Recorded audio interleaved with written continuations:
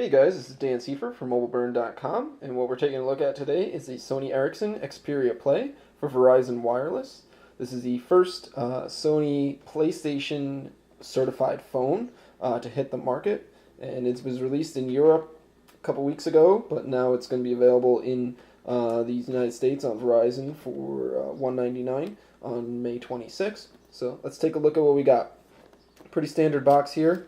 Opening up the top flap, we've got the phone itself, as you can see here. And we'll get that powered on for you.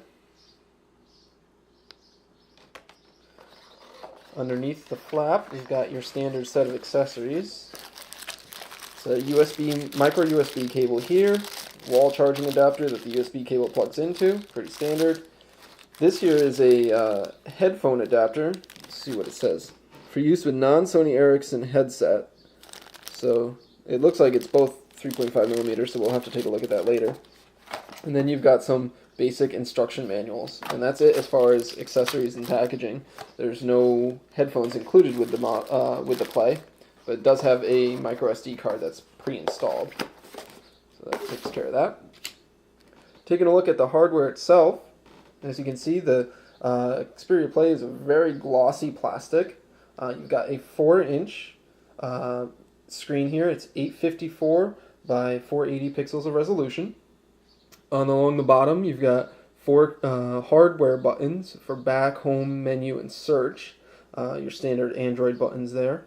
Up top is a VGA front-facing camera. On the side, you start to see your first inklings that this might be different than a standard Android phone.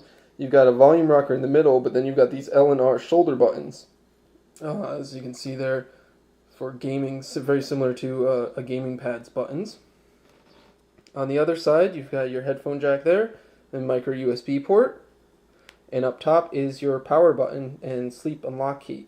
This is a built-in LED on it as well, so you've got your notification LED, as well as when you are charging the phone, it will change colors based on how much is charged. On the back of the Xperia Play, we've got a 5 megapixel autofocus camera and a flash. Opening up this battery cover here, you can see it's a flexible plastic battery cover. Underneath there is a 1500 milliamp hour battery, and up top, this side up top is where the micro SD card is, and that's a 8 gigabyte SD card in there. But the Play does support up to 32 gigabytes of storage. So that's the outside of the hardware, but where the real fun is definitely right here. And as you can see, this is the gaming pad that is included with the Xperia Play. You've got your 4-way directional pad here, a menu key, and then these two are touch-sensitive joysticks for to simulate analog controls. And then you've got your standard PlayStation buttons over here for square, triangle, circle, and X, and your start and select key. When you're holding the phone like so, you now have access to those shoulder keys with your index fingers on each hand. And as you can see, the Xperia Play is quite thick because of that. It's 16 millimeters thick. It's definitely quite a bit chunkier than phones that don't have the gamepad or a keyboard on there for that matter. It also has a fair amount of weight to it too. It's 175 grams, so it's definitely not the lightest phone in the market, and you can definitely feel this in your hand when you're holding it. But as you can see, it's starting to get very fingerprinty very quickly because of that glossy plastic. Now that we've got the Xperia Play powered up, we can give you a tour of the software here. This is running Android 2.3 Gingerbread, and it's a stock implementation of it. There's no skinning or modification done here by Sony for it. The Xperia Play that's available worldwide, or in European markets at least, has a custom Sony interface on top of it, but the Verizon version for the States is bone stock, as you can see. You've got your Gingerbread icons up there up top that we've seen before on phones like the Nexus S. And then you've got your standard phone app launcher and browser icons at the bottom here. Opening up the app tray, you can see the various applications and such that are included with the phone.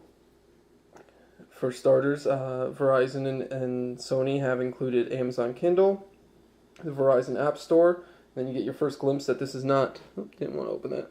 First glimpse that this is not a standard phone. As you can see, it's got Asphalt 6 preloaded. Verizon's backup assistant. Bruce Lee is another game for the PlayStation side of things. Your standard Android apps here. Crash Bandicoot is another PlayStation port. Standard Android apps again until we get to Madden NFL. Then My Verizon Mobile comes with an Office suite for managing Office documents. Skype Mobile is included. Star Battalion's yet another game. Google Talk, Tetris, Sims 3, Verizon's visual voicemail app, VZ Navigator, the Xperia Play application from Sony, and that's pretty much it as far as custom software. So out of the box, you've got 6 games to play right away, between Asphalt 6, Bruce Lee, Crash Bandicoot, Madden NFL, Star Battalion, Tetris, and The Sims 3. But there are about 50 games available when this launches to download that you can add to that as well, but we'll take a look at those in just a minute. As you can see, it's very fast and responsive. It's powered by a 1 GHz Snapdragon processor from Qualcomm, and it has Adreno 205 graphics powering the graphics chip here. Opening up the browser, you've got your standard Android browser here. We went ahead and programmed a bookmark for mobileburn. You can see that loads up. Pretty fast and responsive if we let it load our full web page.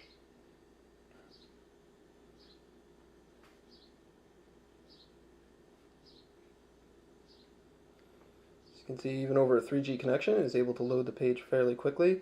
It's got full support for Flash out of the box. There's some Flash video and Flash ads. Also supports pinch to zoom and double tap to zoom as well. There we go. You can view the page in landscape orientation if you rotate the phone and open up the gamepad.